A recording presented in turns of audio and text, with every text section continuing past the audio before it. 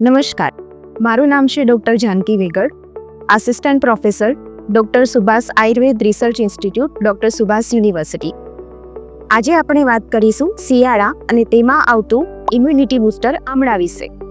તમને બધાને ખબર છે કે જ્યારથી શિયાળો શરૂ થાય છે ત્યારથી માર્કેટમાં આમળા આવવાની શરૂઆત થઈ જાય છે. આયુર્વેદના મત મુજબ આમળા એ ઉત્તમ રસાયણ છે.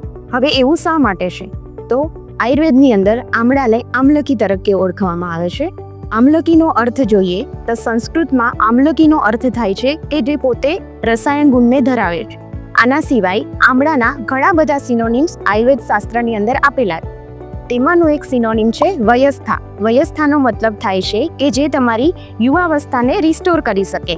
તો આમળા તમારી ઇમ્યુનિટી તેમજ તમારી યુથફુલનેસને જાળવવા માટે ખૂબ જ મહત્વનો રોલ ભજવે છે. આ સિવાય આમળા એ વાત, પિત્ત અને કફ એમ ત્રણેય દોષોને બેલેન્સમાં રાખે છે. તેમજ આમળા બાળક, વૃદ્ધ અને યુવાન એ ત્રણેય માટે ખૂબ જ ગુણકારી છે. તો આ શિયાળામાં આમળાનું સેવન એ તમારા માટે ખૂબ જ હિતકારક છે. અને આના સિવાય જોવા જઈએ તો માર્કેટમાં અત્યારે ચ્યવનપ્રાશ અવેલેબલ હોય છે.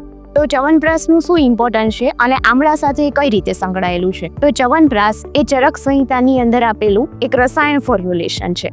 રસાયણ એટલે કે જે તમારી હેલ્થને સારી રાખે છે, તમારને લોંગેવિટી આપે છે અને તમારી યુથફુલનેસને જાળવી રાખે છે. તો ચ્યવનપ્રાશની અંદર આમળાનો હિસ્સો જોવા મળે છે. એ આમળામાંથી બનાવવામાં આવે છે. એ સિવાય ચ્યવનપ્રાશની અંદર ઘણી બધી ઔષધિ નાખવામાં આવે છે. તેમજ મધ, સાકર, ઘી એનું કોમ્બિનેશન એ ચ્યવનપ્રાશ અવલેની અંદર જોવા મળે છે.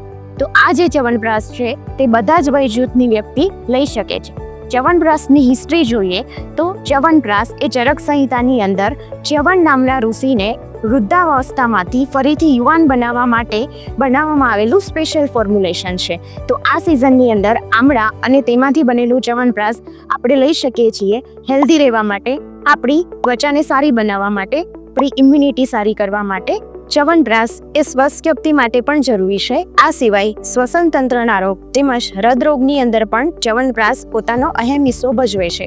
ચ્યવનપ્રાશ એ સ્મૃતિ અને મેધાવર્ધક છે.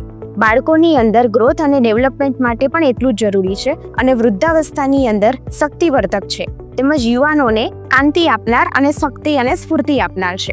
તો આ શિયાળામાં આમળાનું સેવન કરીએ, ચ્યવનપ્રાશનું સેવન કરીએ, હેલ્ધી રહીએ, મસ્ત રહીએ, આયુર્વેદ અપનાવો. જય ધન્વંતરી.